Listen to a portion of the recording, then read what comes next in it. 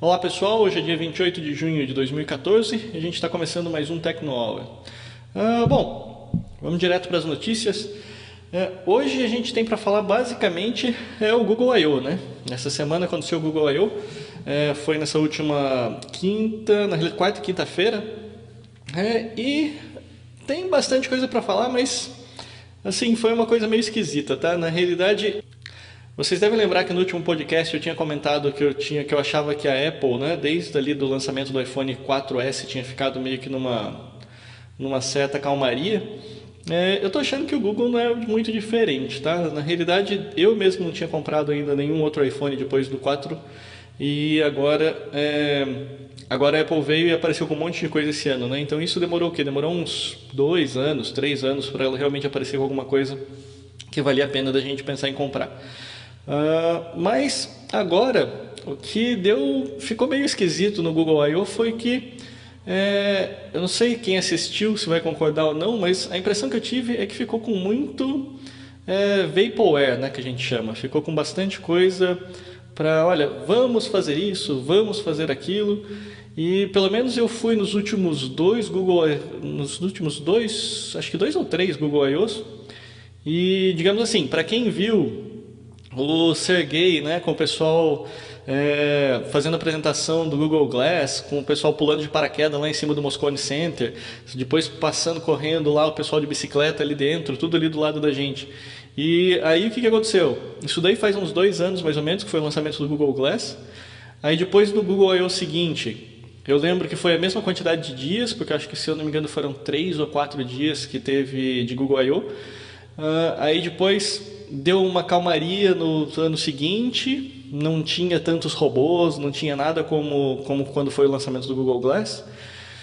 E agora esse ano parece que foi tão xoxo, que na realidade foi meio esquisito. Não é que não tenha nada importante que foi lançado, tem bastante coisa, mas eu acho que não vai fazer grande diferença para quem, digamos assim, a expectativa eu acho que era muito alta, comparado com o que realmente foi apresentado nesse Google I/O.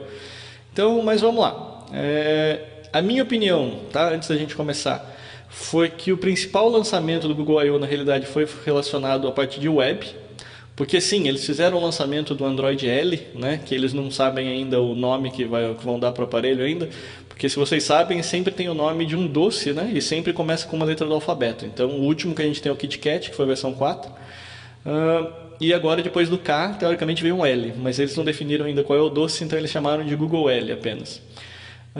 Mas tudo bem, a gente vai falar aqui sobre tudo que eles falaram lá no Google I/O e mais algumas notícias também com relação à Apple que apareceram essa semana, mas pouquinha coisa. E para variar, hoje é mais um dia de jogo do Brasil, né? Então eu tô meio que casando. O único dia da semana que eu tô ficando com tempo para gravar podcast é quando tem jogo. Mas vamos lá, vamos continuar.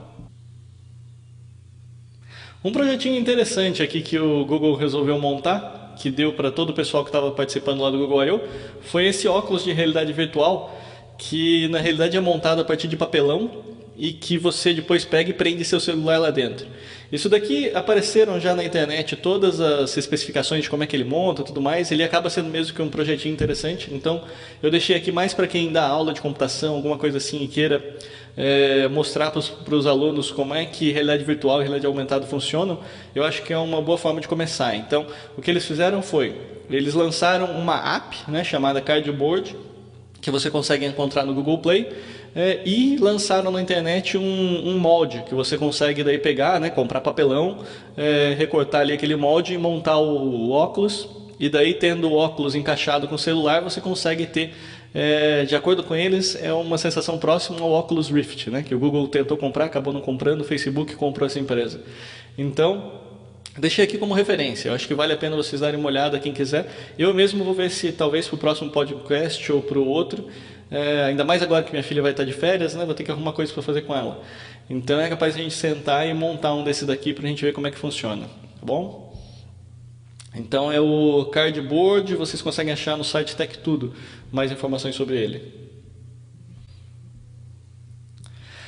Há um tempo atrás, eu, para falar a verdade, não lembro nem se eu comentei com vocês aqui no Tecno Hour, mas teve também a questão da listagem, né, que o Google lançou lá na Europa, para que as pessoas pudessem fazer a solicitação para apagar os dados, né? Então tudo que é referente àquela pessoa ou sobre algum caso que a pessoa não está muito orgulhosa de ter aparecido na internet, o Google lançou então essa ferramenta que você pode ir até lá, se cadastrar, solicitar a remoção de determinado dado e o Google se compromete a fazer essa remoção. Então isso daí já tinha sido lançado, se não me engano foi lá na Europa, e várias pessoas solicitaram, né? Então aqui já diz que foram mais de 50 mil pessoas que solicitaram de várias nacionalidades, e agora o Google está começando a remover então esses dados que foram solicitados. Então parece que isso daí é uma moda que vai pegar e vai acabar ficando disponível. Quem tiver mais interesse pode procurar na Convergência Digital. Depois, né, como o pessoal não consegue perdoar, uma notícia relacionada à Copa, que é justamente com relação à mordida do uruguaio, né, que já virou um joguinho de come-come. Deixa eu ver se a gente consegue dar uma olhada aqui. Então, pelo visto, criaram um website só para ele, né? Então vocês conseguem encontrar no bitemangame.com, que é justamente um joguinho tirando sarro da mordida que o Suárez deu no outro jogador no jogo do Uruguai, né?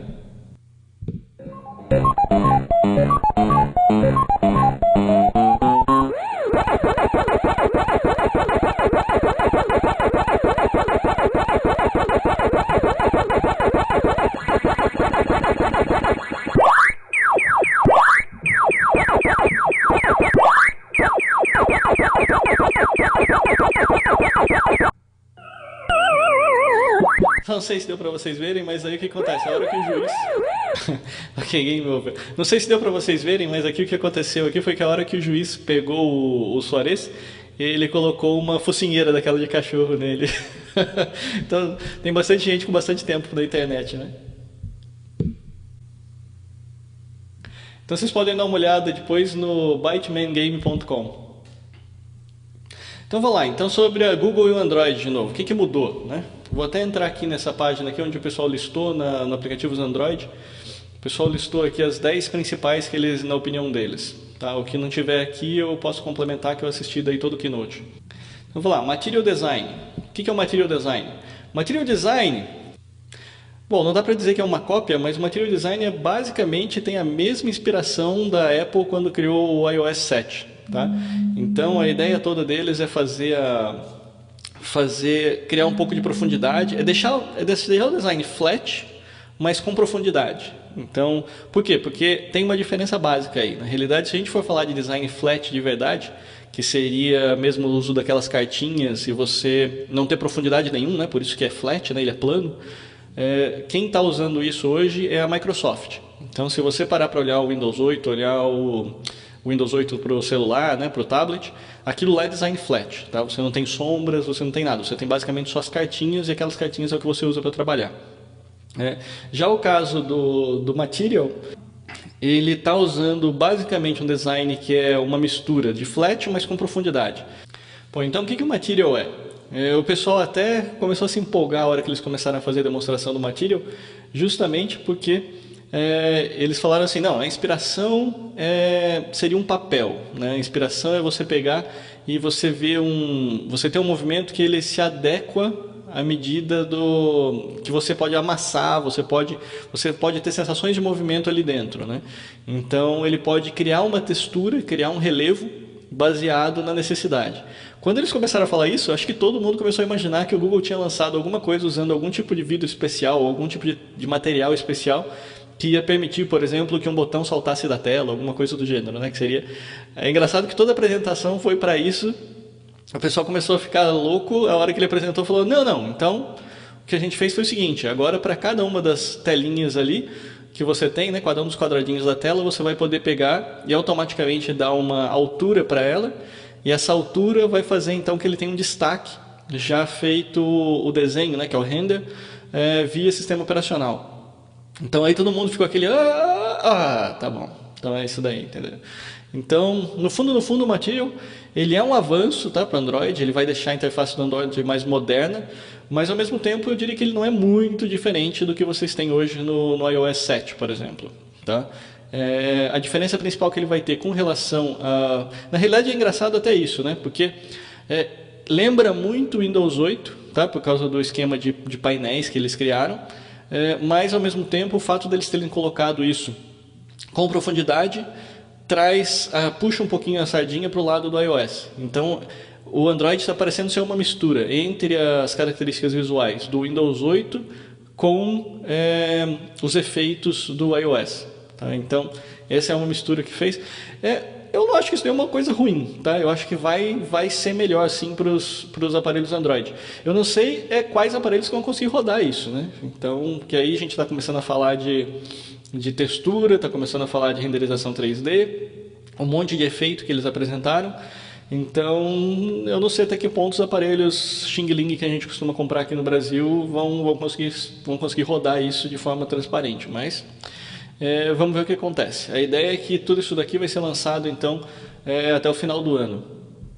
E eles deixaram daí uma versão para o pessoal que tem aparelho Nexus, eles conseguem fazer o download desse sistema operacional L já em versão beta, já lá do site de desenvolvimento, e conseguem instalar. Eu não tenho como fazer isso agora porque meu aparelho não é um Nexus, né? Como eu falei para vocês, foi no primeiro podcast dessa série aqui que eu gravei, eu estava com o Tegra Note, querendo fazer justamente o teste para ver como é que ele se compararia com o Nexus, porque na NVIDIA estava fazendo todo aquele marketing de não tem nada aqui dentro, aqui é Android puro, tudo mais, nós vamos ser os mais rápidos a soltar qualquer atualização, mas a própria atualização do 4.4.3 já saiu há pelo menos umas 3 semanas, né, que foi no primeiro podcast até que eu comentei isso com vocês, e até agora nada da NVIDIA aparecer com isso. Já tiveram 2 atualizações do firmware, uma para corrigir GPS, uma para corrigir alguns outros bugs, mas a nova versão de Android que é bom até agora, nada. Então eu começo a questionar realmente se vale a pena fazer a compra desses tablets que não sejam Nexus, tá? Principalmente para quem está querendo manter sempre a versão mais atualizada do sistema operacional. Não é apenas para o seu smartphone. Isso daqui é uma coisa que foi bem legal, tá? Isso daqui, mais uma vez, é uma mistura, né? Agora eles estão puxando um pouco mais a sardinha para o lado da Microsoft. Por quê? Porque a Microsoft foi quem apareceu pela primeira vez com aquela ideia de não existe essa história de era pós-PC. O que existe é que nós vamos ter agora um sistema operacional que roda em qualquer lugar. Então eles apareceram com o Windows 8 que roda em telefone, roda em tablet, roda em notebook e desktop. O Google está indo para o mesmo caminho. Então o que acontece? Eles desenvolveram uma série de componentes agora com essa história do Material, que vai permitir que você use então exatamente o mesmo componente para você pegar e desenvolver tanto lá para o seu Chromecast, né, para o seu Chromebook, quanto para o seu telefone e para o seu tablet. E a ideia é que até os componentes que eles estão disponibilizando agora para os desenvolvedores, parecido com o que a Apple também acabou de lançar no WWDC, vão ser autoajustáveis. Então os próprios componentes, o desenvolvedor vai poder desenvolver uma única aplicação e os componentes vão se ajustar para o tamanho da tela. Tá? Então isso daí vai ser bastante interessante. E o mais interessante ainda, que para mim foi o mais importante desse lançamento do Google essa semana, é o lançamento do Polymer, que eu não sei nem se vai estar aqui nessa lista, mas o Polymer é basicamente esse mesmo esquema de Material, né, que eles lançaram para você desenvolver software, mas ele é voltado para a web. Então boa parte, os Watch Magazine, né, todos os websites que eu tenho desenvolvido agora, eu tenho usado o jQuery Mobile, mas eu tenho a impressão de que o Polymer que eles desenvolveram vai meio que, pelo menos para mim, vai substituir o jQuery Mobile. Tá? Pelo que eu entendi, eles lançaram uma biblioteca, eu ainda não testei, né, porque isso daí foi lançado anteontem, mas eles lançaram uma biblioteca que permite rodar isso daí em qualquer browser. Então alguns browsers vão suportar essas diretivas já de forma nativa e outras vão rodar através desse script, que seria mais ou menos um JavaScript que está rodando ali dentro. Basicamente o que ele vai oferecer vai ser um monte de componente visual já meio que voltado para apps, né? Porque o que acontece? O jQuery Mobile ele permite que você crie uma página web. Então ele ainda é muito parecido ainda com você tem lá o header, você tem um corpo, você tem o footer, e aquilo ali é mais ou menos com que você trabalha. Esses componentes do Polymer não, os componentes do Polymer eles estão usando mesmo a linguagem visual de um aplicativo. Então você vai ter aquela barrinha de detalhes, barrinha de conteúdo, vai ter todos os botõezinhos como se estivesse num aplicativo real de web, como se fosse alguma coisa que você desenvolveu para Chrome mesmo, como se você desenvolvesse para Android, tá? Como se fosse para desenvolver para o celular. E para mim isso daí é bastante interessante, principalmente porque tem algumas aplicações simples que não justificam que a gente vá desenvolver um código nativo. Isso daí poderia ser desenvolvido simplesmente em HTML, né, usando esse Polymer, e isso já resolveria já boa parte dos problemas. Então, pelo menos para mim, o mais interessante de tudo que o Google lançou essa semana foi justamente esse lançamento do Polymer, que traz essa linguagem Material, né, de linguagem visual Material, para dentro da web. Então, a questão de conservar energia. Isso daqui foi uma cópia descarada do que foi apresentado no Mavericks no ano passado, né? Na realidade, assim, não dá para dizer bem que é uma cópia, porque não tem muito que outro jeito de fazer, né? A menos que eles tivessem desenvolvido pesquisa e desenvolvido alguma tecnologia totalmente nova. A forma como eles fizeram para economizar bateria é basicamente a mesma coisa que a Apple tinha feito no ano passado. Que é basicamente o seguinte: imagina que você tem lá 30 aplicativos rodando, cada um independente um do outro. Tá? Então, por exemplo, você tem o Facebook lá que está coletando seu feed de informações dos seus amigos, você tem lá o Foursquare que está toda hora monitorando o GPS para saber onde que você está, se você está perto de algum lugar, você tem lá, sei lá, tem algum joguinho que você está rodando ali na hora e está consumindo GPU. O que acontece? Tudo isso daí ele é bagunçado, né? Então você não tem uma ordem no tempo em que isso acontece. O que significa o quê? Que, bom, na hora que o Facebook foi acessar a internet, por exemplo, para pegar a informação dos seus amigos, o Foursquare ainda estava dormindo, não fez nada, e aí na hora que o Facebook acabou, que o seu sistema poderia economizar um pouquinho de energia, o Foursquare resolveu funcionar.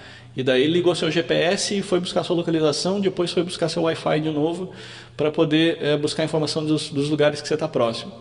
Então o que acontece? Isso daí gera um certo caos, que acaba deixando seu celular funcionando toda hora, né? Então ele está o dia inteiro funcionando. Por isso é que ele está às vezes consumindo bateria ali, você nem sabe por quê.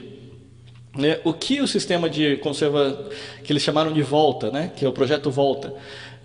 Esse projeto, o que eles fazem? Eles tentam dar uma certa ordem para esse caos.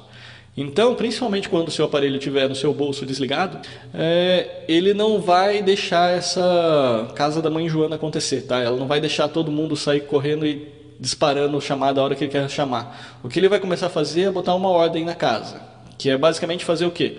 Bom, pessoal, de 1 em 1 minuto eu deixo vocês usarem o Wi-Fi. Então ele pega, libera isso daí, e a hora que ele liberar, o que vai acontecer? Todos os aplicativos que precisam de Wi-Fi rodam tudo naquela hora. Aí isso acaba, por exemplo, em, sei lá, 1 minuto e meio carregando dados, o que quer que seja, desliga o Wi-Fi e daqui a 1 minuto ele vai ligar novamente. Então, pelo menos ele garante que vai ter um período, né, de, sei lá, 1 minuto ali, que não vai ter nada de tráfego Wi-Fi ocorrendo. Então, isso faz o quê? Faz com que ele possa desligar realmente o receptor Wi-Fi e tudo mais. A mesma coisa ele vai fazer para o GPS, a mesma coisa ele vai fazer para todos os outros sensores. Então, principalmente no momento em que o seu celular, teoricamente, não deveria estar fazendo nada, né, que seria estar ali guardado no bolso, ele vai começar a botar ordem na casa. E botar ordem significa o quê? Que ele consegue aumentar a bateria no que eles estão dizendo que no telefone que você tem hoje aí, do jeito que está, ele consegue aumentar de 60 a 90 minutos mais ou menos a duração de bateria, simplesmente por ligar essa funcionalidade, tá? Então isso é basicamente o que é o projeto Volta. Uma lock screen simplificada. Isso daqui é uma coisa bastante interessante, tá? Primeiro que eles vão colocar um monte de notificação, né, dentro da lock screen, então você vai poder já ter uma ideia de como é que isso daí funciona lá. Todos os aplicativos que tem notificação para você, seja chamada, informação sobre eventos, tudo mais, vai estar tudo no lock screen. Mas o que eu achei mais interessante disso foi, na realidade, a integração com os outros aparelhos do Google.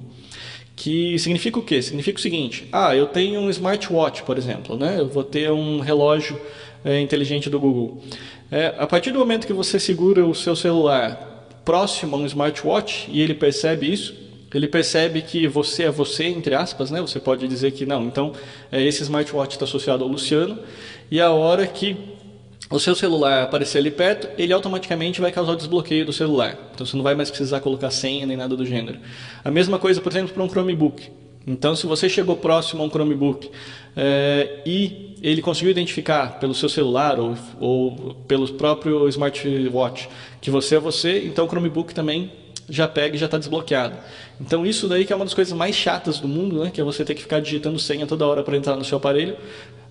Isso daí é uma coisa que vai ser minimizada, então, através da conversa, entre aspas, né? Entre todos esses aparelhos.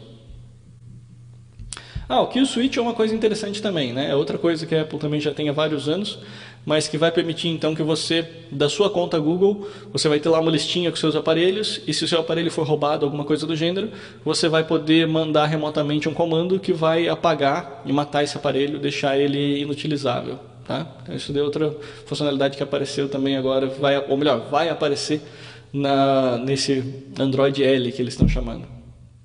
As notificações. Aqui foi a parte que eu achei meio... Tipo, não... Essa foi a parte que... quando eles falaram sobre a parte de notificações, né, que eles integram daí... você está usando um Chromebook. Eles vão falar que, não, a hora que aparecer uma notificação no seu telefone, essa mesma notificação vai aparecer também no Chromebook. Isso daí pareceu uma versão meio simplificada do que a Apple propôs, que é você conseguir atender seu telefone pelo aparelho e tudo mais. Então, eu não sei até que ponto eles estavam desenvolvendo isso daí meio que paralelamente, né, sem um saber do outro, ou até que ponto eles simplesmente viram e pensaram, poxa vida, a Apple fez isso, o que eu posso fazer agora? E foram lá e falaram, então o nosso vai funcionar desse jeito. De qualquer forma, é interessante, porque mostra que vai ter uma integração entre todos os aparelhos, mas não chegou bem onde eu queria que eles chegassem, não. Porque em momento nenhum eles falaram que eles vão conseguir, por exemplo, atender o telefone do Chromebook. O que eles falaram é que vai aparecer notificações. Então, notificações é provavelmente a mesma tecnologia que já aparece no Google Now, a mesma tecnologia que já aparece no smartwatch, e também eles vão colocar no Chromebook. Então, isso daqui não surpreendeu muito, não. Todo esse pedaço que foi, tanto essas notificações, quanto eles anunciaram também, se eu não me engano, acho que é o Android Fit, não lembro agora o nome exato, mas é alguma coisa para competir com o Health Kit da Apple, e também... Então, são coisas que a impressão que deu, pelo menos para mim, foi que foi uma coisa do tipo, bom, eu nem ia colocar isso na apresentação, mas já que a Apple colocou, eu vou colocar também. Tá? Então, ficou uma coisinha meio que eu achei meio xoxa.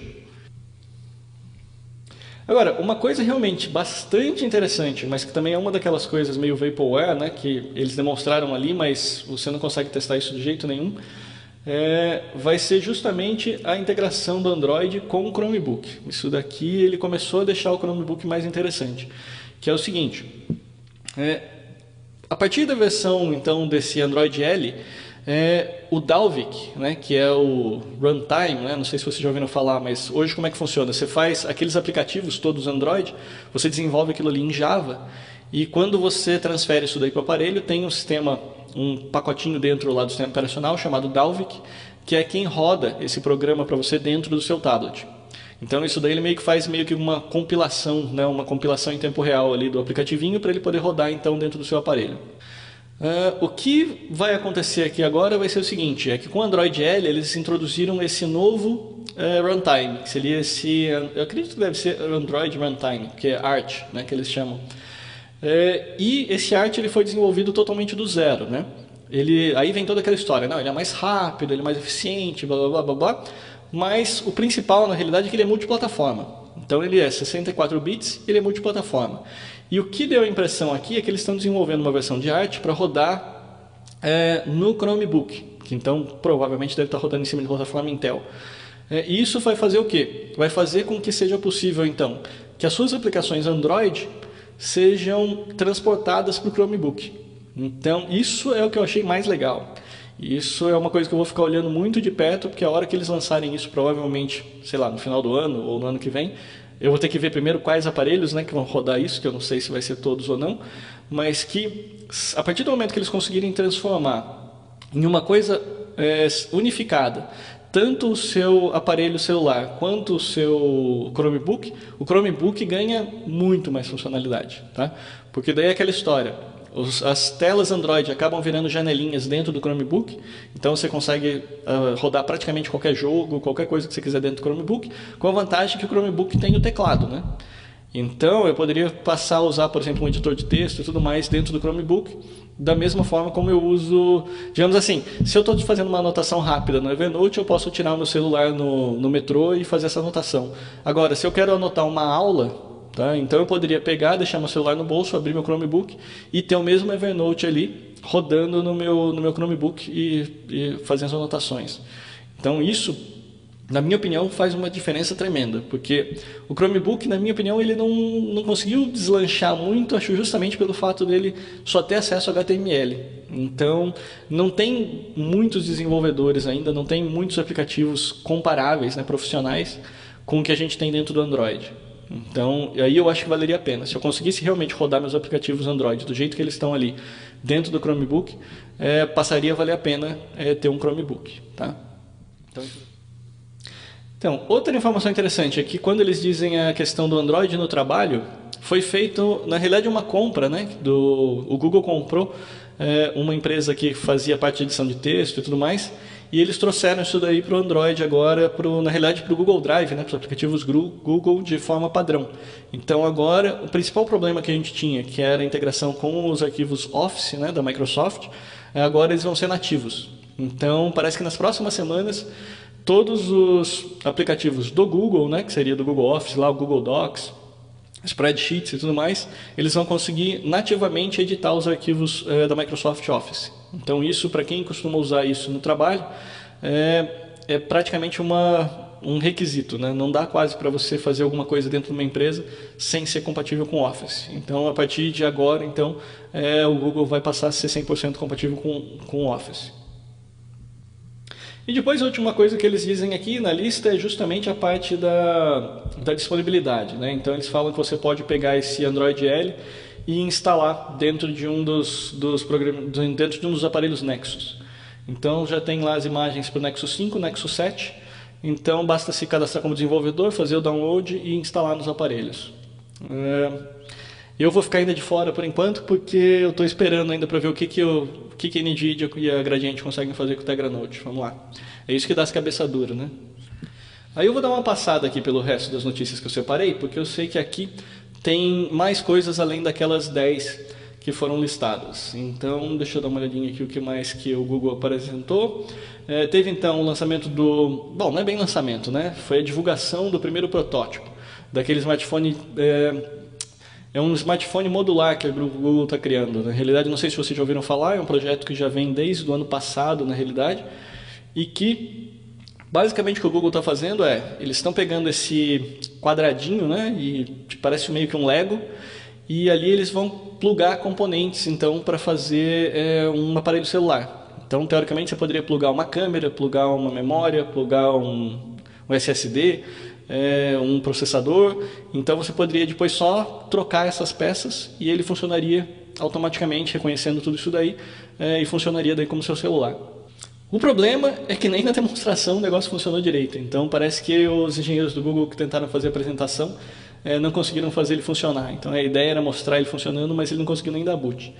Mas é uma ideia interessante, a gente só vai precisar ver como é que a execução, se vai ser possível uma execução que vale a pena a gente comprar e comprar a ideia. Mas então foi feita essa apresentação lá. Logo no início também o pessoal já começou a falar dos números, né? O pessoal sempre gosta de apresentar muitos números. Então eles mostraram que a aceitação do Android está sendo exponencial. Eu não duvido desses números, tá? Eu acho que os números são reais, eles estão ali. O que eu não gosto muito de comparar é o caso de... Isso daqui não são números de...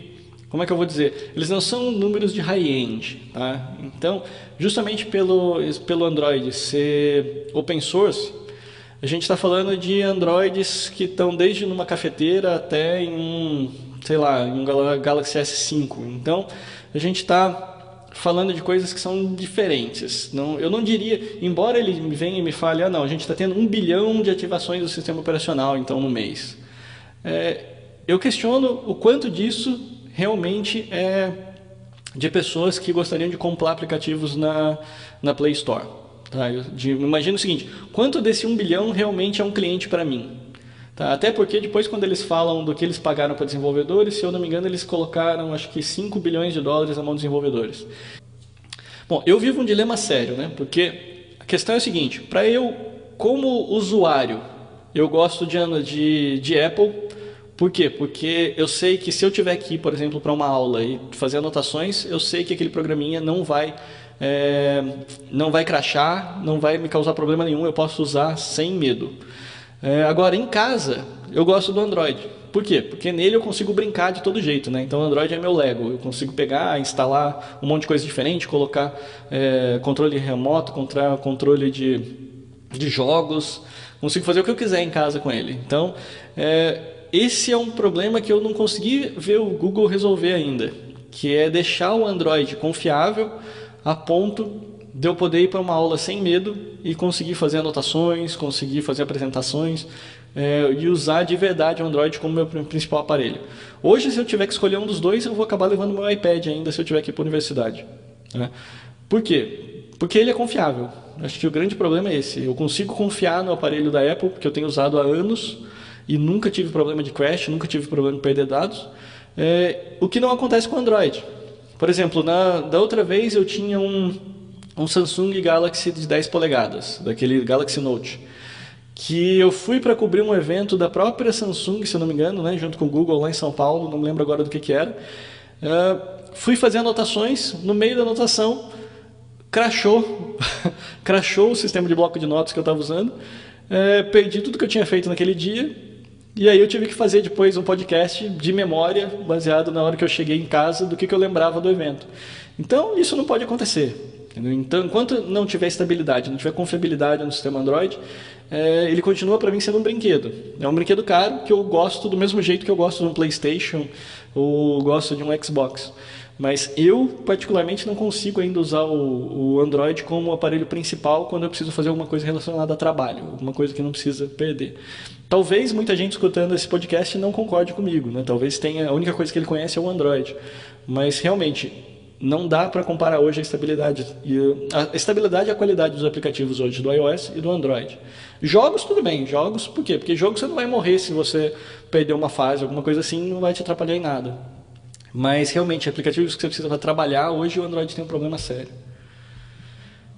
Teve o lançamento, então, do Android TV. Então, agora, oficialmente, vai começar a sair, a partir do ano que vem, aparelhos de TV de vários fabricantes. Né? Eles falaram que eles fecharam com a Sony, fecharam com a Sharp, fecharam com a Philips, que os aparelhos high-end vão começar a sair com o Android TV. Eu acredito que isso é um movimento bom. Embora eu não compraria uma TV pelo simples fato dela ser uma Android TV. Eu prefiro o modelo, por exemplo, do Chromecast ou o modelo do Apple TV, onde eu basicamente posso plugar um aparelhinho na TV e ela vira smart. Tá? Por quê? Porque daí eu não preciso me prender à marca. TV, o principal para mim é a qualidade de imagem. Então, se eu tiver uma boa qualidade de imagem, eu vou comprar uma TV, independente de qual sistema operacional ela tem. Justamente porque depois, a parte smart dela é só pegar e plugar um cabozinho a mais ali nela e deixar smart. Bom, outro lançamento também foi a integração do Android aos automóveis. Então eles criaram lá uma aliança, né, entre várias empresas do setor automobilístico que toparam então começar a preparar os kits de multimídia, né, não sei como é que eles vão chamar isso daí dali para frente, para rodar então o Android para transformar em Smart Car. A gente não está falando ainda da direção automática, a gente está falando somente mesmo de acesso ao sistema Android, tanto por voz como por tela sensível ao toque, dentro de automóveis. Tá? Então esse foi outro lançamento. É mais uma daquelas coisas que infelizmente a gente não tem muito como testar. Embora o SDK já esteja disponível, isso daqui é um setor muito especializado para a gente poder dizer ainda o que vai acontecer. Uma coisa também bastante importante que eu vi meio que de rabo de olho aqui nessa notícia foi o lançamento do Android One, que eu não comentei ainda com vocês. O Android One é o seguinte, embora o Google tenha falado que ele já tem lá 1 bilhão de pessoas mais ou menos utilizando Android no mundo, eles querem chegar nos próximos 5, né, que seriam completar, né, o mundo inteiro usando Android. Então eles olharam principalmente para o mercado em desenvolvimento, onde as pessoas ainda não têm smartphone, que nesse pessoal todo eles estão pensando que eles querem desenvolver então um Android de baixo custo, onde eles vão fazer parceria com as fabricantes locais, para que essas fabricantes locais possam pegar e criar o produto propriamente dito. Então vai funcionar muito parecido com essa ideia aqui da NVIDIA, né, para criar o Tegra Note, onde basicamente o Google cria um padrão de referência, com todos os equipamentos já meio que pré-montados na tela, mais ou menos kitzinhos, né, de Android para montar, e eles entregam isso daí então para as fábricas locais, e as fábricas locais vão poder então pegar aquele kitzinho e transformar aquilo lá no aparelho de telefonia celular. A grande diferença então é que nesse aparelho ele vai prometer então que ele vai sair as atualizações direto do Google, então seria parecido com os aparelhos Nexus, e também vai garantir então todo esse desenvolvimento tecnológico que vai facilitar na realidade que os fabricantes locais consigam fazer a evolução e fazer todos os upgrades do aparelho. Ok, pessoal, então isso é tudo que a gente tinha para falar do Google I.O. Por essa semana, então, o Tecno está chegando ao final. E não percam, porque na sequência eu devo gravar aqui também mais um capítulo da nossa... Até comecei a conversar com o pessoal de programação essa semana, né? Justamente que começou a sair os livros, então o pessoal começou a me procurar para saber o que estava acontecendo. E a ideia aqui básica é a seguinte: já que eu estou começando a fazer o Swift, né, e o Swift é uma linguagem totalmente nova, a ideia é começar a fazer um mini cursinho de introdução mesmo à computação. Principalmente porque eu preciso então colocar vários capítulos extremamente básicos, né, de declaração de variáveis, como é que funciona classes e tudo mais. Se eu assumisse que isso daí eu estaria falando para desenvolvedores já sênior, seria uma fase meio complicada para gerar vídeo aqui no Tecno, né? Porque por mais complicado que seja criar uma variável, isso é uma coisa que um desenvolvedor pleno ou sênior já consegue pegar muito rapidamente. Então fazer um vídeo sobre isso acabaria nem valendo a pena. Mas então eu vou mudar um pouco a perspectiva. Então o pessoal sênior vai ter que esperar um pouquinho, né, para quando chegar na parte mais avançada, mas eu vou fazer então um mini curso de introdução à computação com a linguagem Swift. Então, principalmente para vocês então que não conhecem computação, nunca programaram e têm vontade de programar, vocês podem começar a acompanhar a série, que na semana passada eu mostrei um pouquinho sobre o Xcode, né, como é que ele funciona, mais para dar a base de como é que você consegue então abrir o Xcode, criar um projetinho ali Swift e começar a brincar com ele. E agora eu vou começar então a fazer um pouco de introdução à computação mesmo, explicar como é que funciona, como é que você programa, o que é um algoritmo. E com isso a linguagem básica então desse mini curso vai ser o Swift, ok? Então estou encerrando o Tecno Hour agora e provavelmente quando vocês verem isso já deve estar disponível ou deve estar muito próximo de ficar disponível o próximo capítulo então de introdução à computação com a linguagem Swift, ok? Um abraço então, falo com vocês na próxima semana. Eu sou o Luciano Fagundes e esse foi o Tecno Hour. Abraço, tchau, tchau.